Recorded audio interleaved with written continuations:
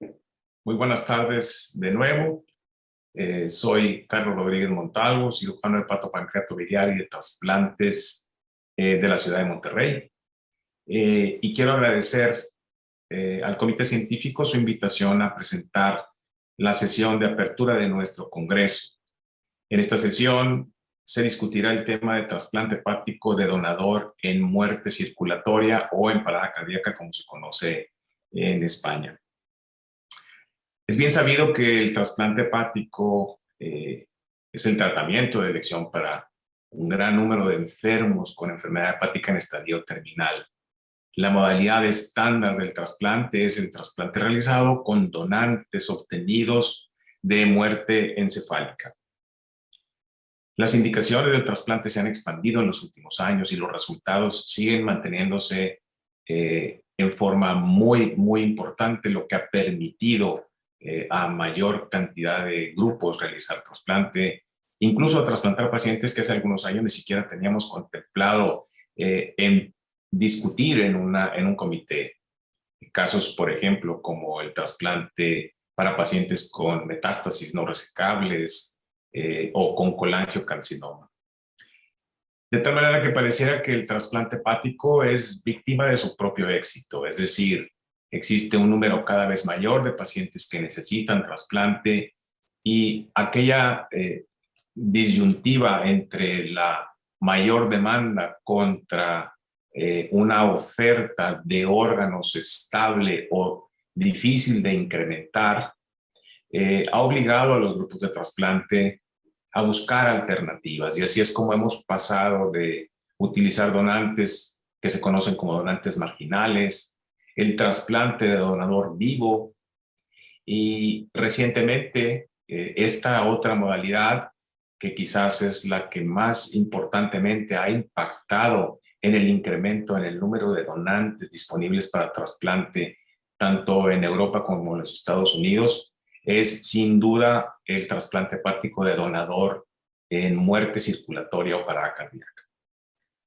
Para discutir este tema nos acompañan un grupo de profesores referentes mundiales con una gran experiencia en el tema que nos ayudarán a desarrollar este módulo, y al final tendremos una mesa de discusión a donde quiero invitar a nuestros congresistas a participar enviando sus preguntas, las cuales se transmitirán a nuestros profesores y espero que ustedes disfruten esta sesión tanto como nosotros la disfrutaremos.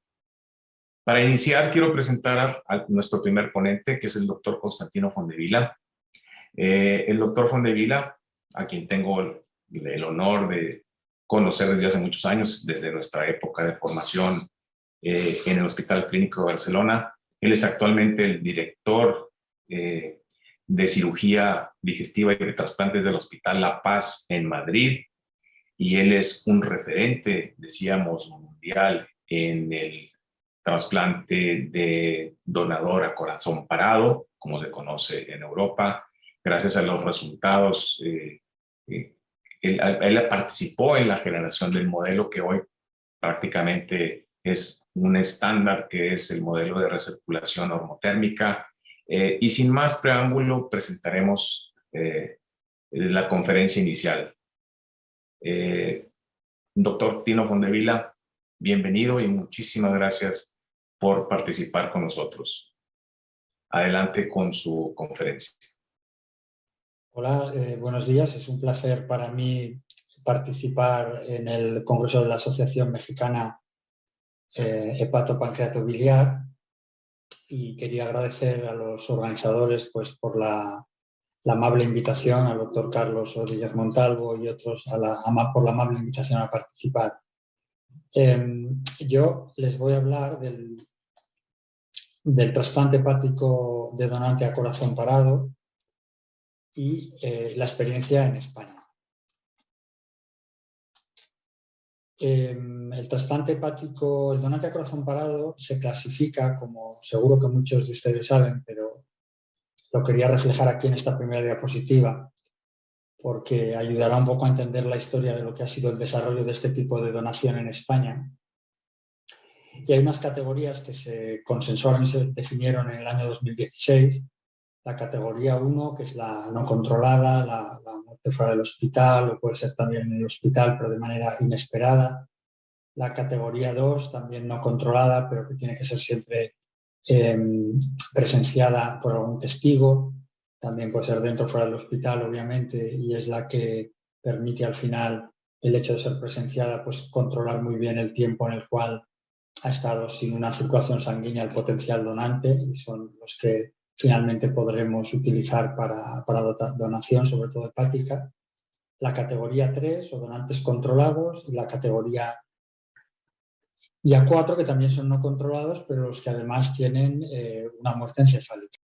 La categoría 3, que es el donante controlado, era aquellos que tenían más experiencia en el mundo anglosajón y en el cual se produce una limitación del esfuerzo terapéutico, y en este contexto fundamental de la donación, la interrupción del soporte ventilatorio, lo que pues en unos minutos provocará finalmente la parada cardíaca, el fallecimiento conforme a la ley de ese donante, de ese paciente, y una vez fallecido pues es cuando se puede considerar la donación. Tradicionalmente, los donantes, sean controlados o no controlados, tienen una cosa en común que no se da en los donantes convencionales o donantes de muerte encefálica, que es la que vemos aquí, que es que en todos ellos hay un periodo de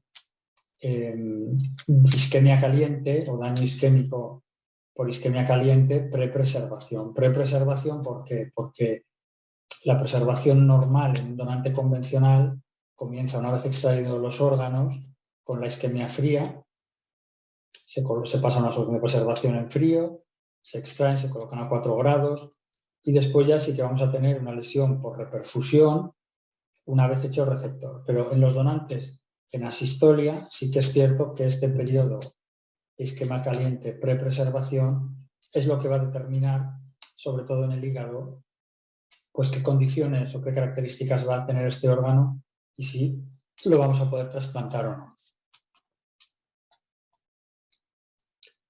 La isquemia caliente provoca en cualquier órgano, pero sobre todo también en el hígado, que es al que yo más me he dedicado, pues una serie de eventos moleculares y celulares que podemos ver aquí, una cascada de eventos que al final lo que van a provocar pues es una depleción del ATP intracelular, el metabolismo anaeróbico, etc. Al final una acidosis, y de forma importante pues se comienza a perder la integridad de las membranas, de las bombas de intercambio sodio y potasio de las membranas, se pierden estos gradientes transmembrana, la pérdida de la membrana, de la integridad de la membrana, entra calcio y se activan todas estas sustancias a nivel intracelular que al final lo que van a provocar es la inflamación y la muerte celular.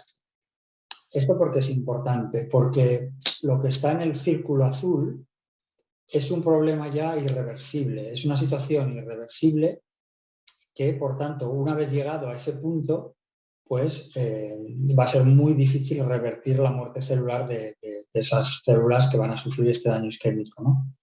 Por tanto, siempre que hablamos de los donantes en asistolia, siempre vamos un poco contrarreloj. Tenemos que tener en cuenta que vamos pues, intentando siempre revertir este daño provocado por la isquemia caliente, pero insisto, hasta un punto en el cual la lesión producida no ha sido irreversible. Y por tanto, los tiempos desde la parada cardíaca hasta el inicio de las maniobras de reanimación cardiopulmonar avanzada en el donante en asistolia no controlada, o el tiempo que pasa desde la limitación con la isquemia caliente funcional hasta que se para y hasta que iniciamos las maniobras de reanimación, pues estos tiempos son claves para permitir la recuperación funcional de estos órganos. Llegará un punto en el que la isquemia, si es tan prolongada, pues ya esto es irreversible y no vamos a intentar ninguna maniobra de preservación porque va a ser fútil. Es lo que pasa en muchos donantes en asistolia no controlada, el tipo 1, en que la parada pues, no es presenciada. Nadie va a intentar una maniobra de reanimación para intentar recuperar órganos porque probablemente la isquemia haya sido demasiado prolongada. Pero en definitiva, en el caso del hígado, este daño isquémico lo que provoca es lo que vemos aquí, que es una necrosis coagulativa. Toda esta zona en la cual se ve esta alteración de la microarquitectura tisular hepática con estos hematíes en esta zona ya alterada, pues esto ya es una necrosis coagulativa que, como digo, va a ser difícilmente reversible. Además, cuando esta necrosis se da en zonas muy próximas a los canalículos biliares, como vemos aquí con este epitelio columnar, pues va a hacer que probablemente esos canalículos biliares pues den lugar a la estenosis, a la necrosis, a la colangiopatía isquémica, que es un problema muy importante, como veremos a continuación. Cuando la isquemia caliente no es tan prolongada, no llegamos a esta situación de lo que les mostraba antes y de esta necrosis coagulativa. Sí que sabemos que ya el colangiocito es una de las células intraparenquimatosas del hígado más sensibles a la isquemia, porque si comparamos estas imágenes de la microarquitectura tisular hepática en el panel A, un canalículo biliar con una tinción específica, pues un epitelio columnar muy bien preservado, con los núcleos bien posicionados, etc. Si lo comparamos con el estadio B, esto es después de periodos de isquemia muy cortos, no tienen que ser muy prolongados, pero en los cuales ya vemos que hay una alteración pues, muy importante de este canalículo biliar a nivel intraparenquimatoso, a nivel intrahepático, ¿no? Y se produce pues, esta alteración de toda la morfología con estos cambios a nivel citoplasmático, con esta degeneración nuclear, etc. Y por tanto, no hace falta que haya una necrosis, pero ya empieza a haber cambios, que es lo que al cabo de unos meses, probablemente trasplantando estos órganos, dé lugar a lo que es esta situación, que es una colangiopatía isquémica, ¿no? Es un trasplantado realizado hace mucho tiempo, en el cual se dejó un tubo en T, un tubo de Kerr. Vemos a los 10 días como todavía hay un árbol biliar que está pues aparentemente bastante bien preservado, pero ya al mes, si repetimos la colangiografía, ya lo que podemos observar es que ya hay una rigidez muy importante de toda el árbol biliar intrahepático, sobre todo a nivel centrohepático, de la confluencia de los conductos hepáticos, y ya a los 3 meses lo que podemos realmente observar es cómo pues, se ha producido esta estenosis en esta zona central, lo que provoca pues, la dilatación, aquí en concreto muy aparente, del conducto hepático izquierdo, etcétera, que es lo que denominamos colangiopatía isquémica y que vamos a poder intentar mediante radiología intervencionista tratar, pero que en muchas ocasiones al final la evolución no va a ser buena, ¿no? Y en ocasiones, cuando es más distal, pues podemos intentar una hepaticoyeyunostomía, etcétera. Pero es una situación ciertamente bastante dramática, porque puede dar lugar a episodios de colangitis, etc. Cuando estas lesiones se desarrollan, pues como decía, dan lugar a un incremento de la morbilidad, porque el paciente necesita pues, muchas intervenciones sobre la vía biliar, muchas hospitalizaciones, y en muchos casos lo que es más importante es que al final se va a requerir un retrasplante o el paciente va a fallecer, y esto globalmente está en un 65% de los casos de retrasplante o muerte, porque la situación no se va a poder solventar. Y por tanto, lo que es muy importante es que esto va a aumentar de forma muy significativa los costes post-trasplante. Como vemos aquí, pues los episodios, la presencia de colangiopatía isquémica, pues las readmisiones, 2,6 frente a 1 cuando no aparece, la estancia hospitalaria casi 8 días frente a 3, y los procedimientos, pues obviamente muchísimo más elevados, y todo esto de forma significativa. Y a su vez, lo que les comentaba, pues cuando se desarrolla, esto provoca un incremento del coste muy importante, sea necesario el retrasplante o no, pero que hasta duplica. Por tanto, flaco favor vamos a hacer a un paciente o al sistema si trasplantamos con órganos muy marginales, que luego van a ir mal y que vamos a tener que retrasplantar. Aparte del riesgo del paciente, es el coste para el sistema, y es una cosa pues, que hay que tener muy en cuenta, y hay que seleccionar muy bien aquellos órganos que trasplantaremos. Este es un caso que hicimos en Barcelona, que dio lugar a una colangiopatía isquémica, y que al final aparecieron pues, todos estos microabscesos. Esta es la pieza de la anatomía patológica del explante, y como podemos ver aquí, pues claro, esto es una situación de gran riesgo para el receptor, que probablemente el MEL no se eleva mucho, aunque lo pongamos en lista de espera, pues tenemos que darnos puntos de priorización adicionales, porque si no, probablemente en las listas de espera organizadas por MEL, pues este paciente que tiene un riesgo de fallecimiento por, como decía, la inmunosupresión, el estado séptico, etcétera, pues si no lo priorizamos de alguna manera, pues no lo llegaremos a retrasplantar.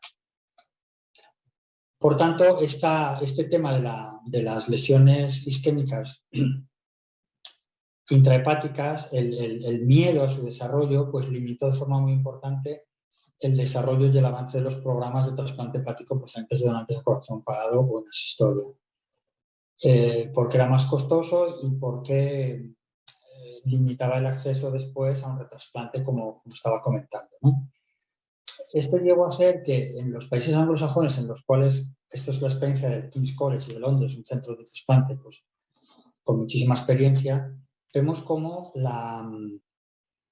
el miedo sobre todo a esto hizo que cuando empezaron los programas de trasplante hepático donante a corazón parado, siempre controlados en el 2001, pues vemos cómo se utilizaban 5 hígados de un total de 11 ofertas aceptadas, alrededor de un 50%.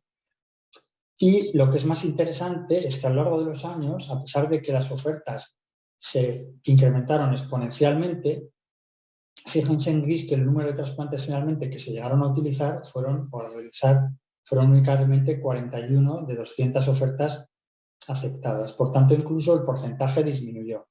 Por tanto, estos criterios tan estrictos lo que hacían era que se obtuvieran más o menos unos buenos resultados, pero realmente a un coste de ir a evaluar muchísimos órganos que al final no sirvieran, pues el desplazar el equipo extractor, etcétera, que logísticamente pues era muy complicado. El trasplante en España, nuestra experiencia comenzó con el trasplante no controlado por el tema legal y ya desarrollamos un sistema que era colocar un circuito de recirculación normotérmica intraabdominal a través de las venas femorales y vena y arteria femoral en la ingle, con un circuito que, pues, con un reservorio, un oxigenador, un intercambiador de temperatura, una bomba que nos permitía mantener a 37 grados una recirculación abdominal después de canulada y declarada la muerte, obviamente. Y vemos cómo también era muy importante colocar un balón en la aorta torácica para evitar la recirculación a nivel cerebral y a nivel del tórax para evitar la recuperación del corazón, ¿no?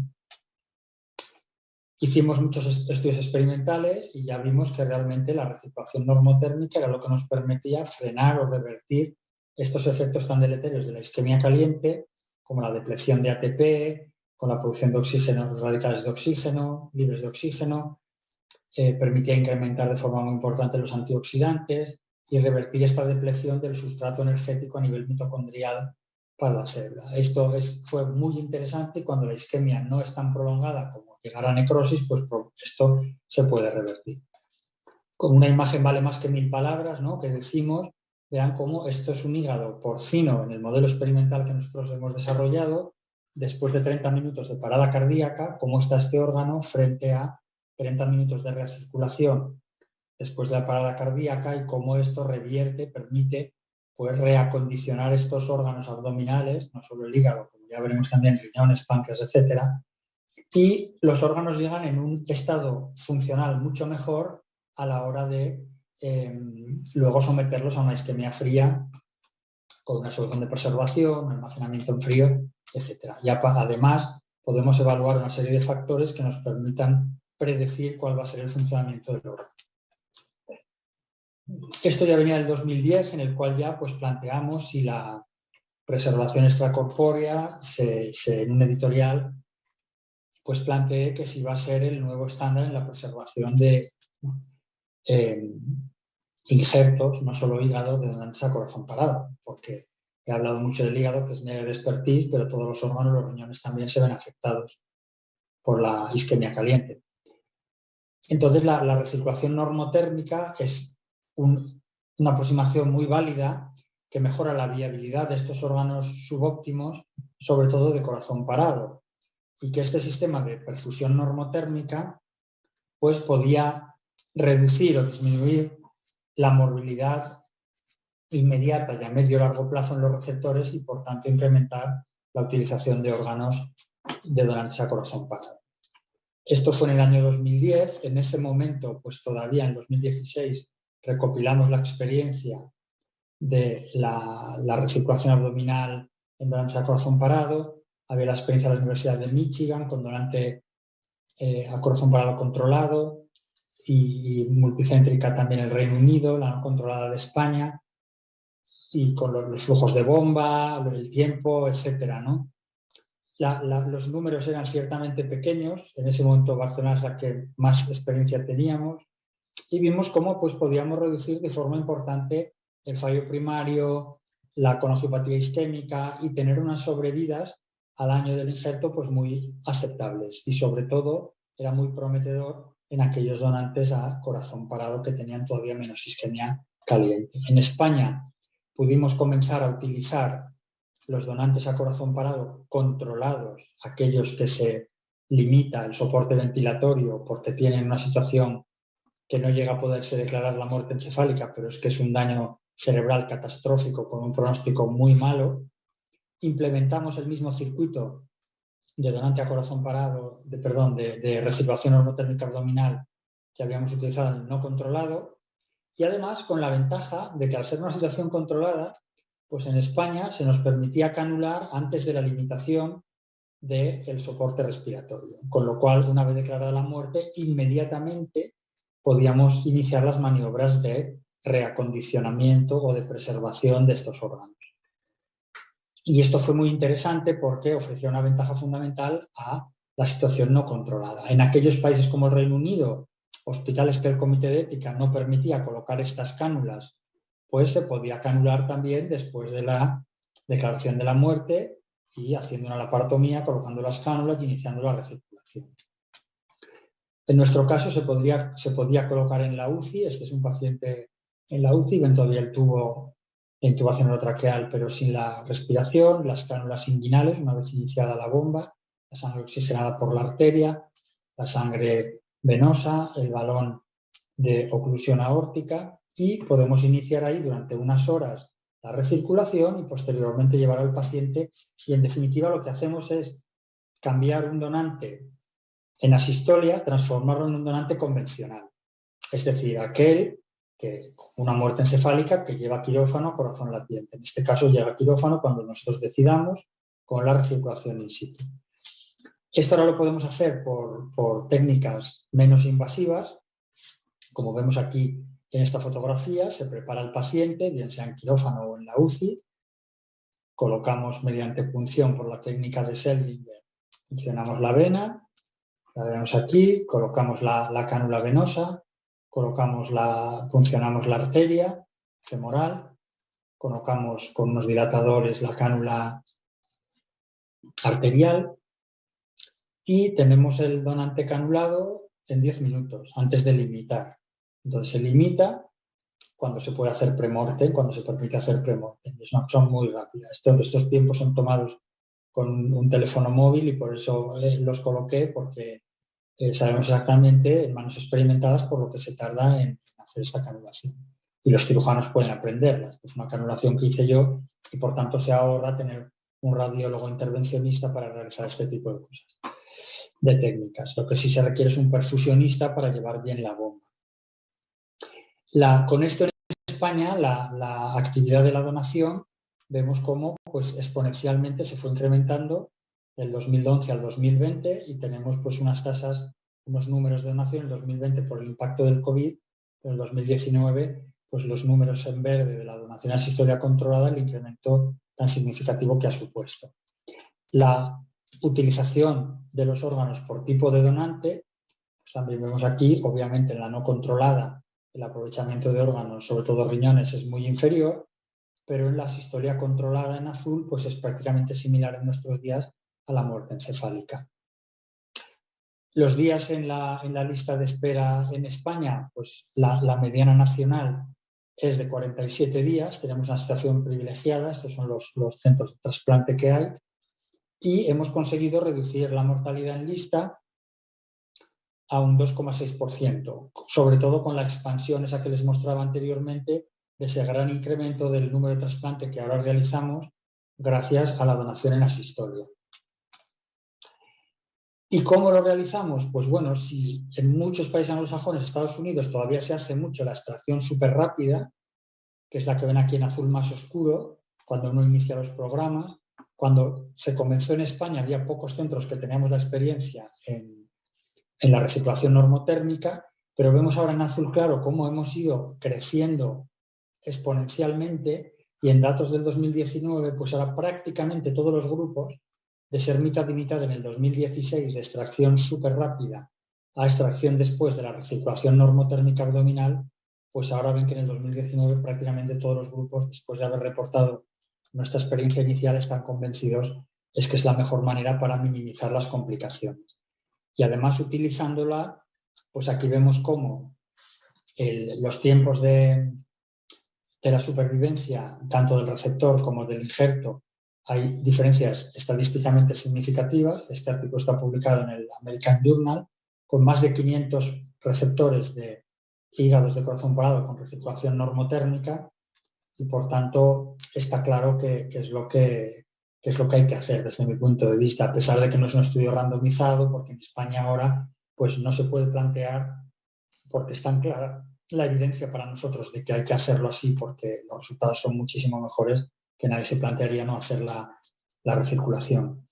Y aquí vemos cómo, además, encontrando otros factores de riesgo que podían determinar esta mayor morbilidad, pues vemos que la isquemia fría menor a 7 horas sin retrasplante es lo que va mejor, y luego aquellos hígados o receptores de donante corazón parado que van peor, pues es cuando la isquemia fría, a pesar de la recirculación normotérmica, pues después es mayor a 7 horas, y aquí vemos cómo mayor a 7 horas sin retrasplante, por las 4 categorías, cómo va teniendo un impacto pues muy importante en el estudio multivariado que nosotros hicimos. Por tanto, lo mejor es también aprovechar los donantes, los hígados de corazón parado, aquellos receptores en los cuales no sea un retrasplante, que sea muy compleja la cirugía, y también siempre minimizando la isquemia fría posterior. Pero no solo hay que tener en cuenta que afecta al hígado la recirculación, también podemos mejorar los órganos. El páncreas, ya tenemos experiencia en páncreas, y también los riñones, de forma muy importante. Ya la experiencia española también ha sido recientemente publicada. Y además, pues a nivel torácico ya se están planteando sistemas de hacer la recirculación normotérmica torácico-abdominal para poder pues utilizar los órganos torácicos también mediante la preservación con recirculación normotérmica. Por tanto, su uso puede extenderse hasta 4 órganos abdominales, no solo beneficia a uno, sino hasta 4 y hasta 7 órganos si consideramos el tórax.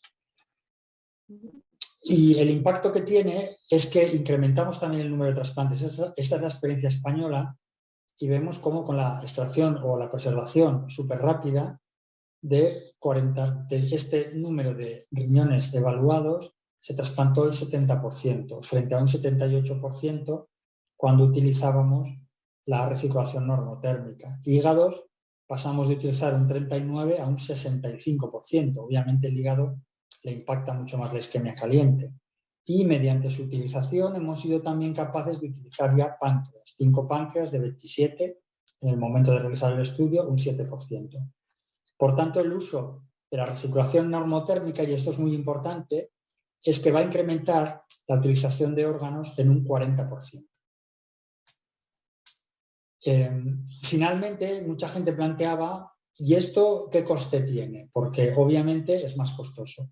Pero en España lo que puedo decir es que nosotros hicimos un estudio de este tipo, y que evaluando 100 donantes a corazón parado controlado, si esto lo estimamos en 3.000 euros, todo el procedimiento, el material, etcétera, pues son 300.000 euros. Pero tenemos que tener en cuenta pues todo lo que vemos aquí, ¿no? Que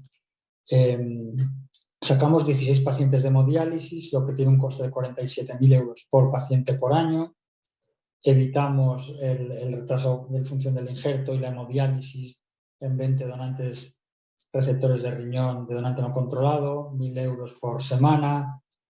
Quitamos 26 pacientes adicionales de la lista de espera, que son 8.600 por paciente por año, etcétera, etcétera, ¿no? Y por hepatocarcinoma y por cirrosis descompensada. Evitamos complicaciones biliares, que ya hemos visto todo el coste que tiene, ¿no? En hasta 23 receptores, 11 casos de total, pues fíjense, ¿no? Más de 5.000, 11.800 euros, por si hay que hacer una hepaticoileonostomía, etc. Podemos curar 7 pacientes de diabetes mellitus, que hacemos 7 trasplantes de páncreas que de otro modo no haríamos. y al final disminuimos la pérdida de injertos, 4 injertos renales perdidos menos al final del primer año y 12 llegados. Por tanto, todo esto está claro que este coste adicional es más que asumible por todos los beneficios posteriores de la utilización de la recirculación normotérmica, ¿no? Por tanto, en definitiva, y para finalizar, en España la donación en asistolia tiene una larga historia que ya viene de la donación en asistolia no controlada, que somos pioneros en todo el mundo. En la no controlada, la recirculación normotérmica abdominal era necesaria para recuperar los órganos viables hepáticos para trasplante. Si no lo hacíamos, era imposible trasplantar ningún hígado. Y que después esto nos permitió, toda esta experiencia previa, implementar después de conferencias de consenso, etcétera, nuestros protocolos. Y después de 10 años de donación en asistolia controlada y de trasplante hepático, lo que podemos decir es que la recirculación ha reemplazado ya prácticamente en todos los casos a la extracción superrápida como el gold estándar, que con esto tenemos unos resultados tanto del injerto como del paciente muy superiores, que estos beneficios se extienden a múltiples órganos, a riñones, páncreas y en el futuro ya se está comenzando en el tórax, al hígado, al corazón y a los pulmones, y que ahora que hay mucha controversia con la perfusión ex situ de máquinas de perfusión fuera, pues yo creo que todavía podría haber algún papel de la perfusión ex situ de los hígados en aquellos casos de logística muy compleja, como decía, cuando la isquemia fría va a ser muy complicada o los receptores van a ser muy complejos, vamos a requerir esto de trasplantes, etcétera. Y por tanto, allí sí que podríamos combinar o complementar la perfusión ex situ con la recirculación normotérmica, pero nunca pensando que podemos sustituir una por otra, porque a día de hoy yo creo que en el corazón parado, como hemos demostrado, la recirculación in situ es lo mejor, es lo que hay que hacer. Y esto es todo. Muchísimas gracias por su atención y desde el Hospital de la Paz de Madrid, con esta fotografía que pone desde mi despacho, en el cual pues recientemente, desde hace unos pocos meses, estoy trabajando. Y cualquiera de ustedes que quiera venir a visitar España, Madrid, pues puede contactarme y estaré encantado de recibirles en Madrid. Muchas gracias por su atención.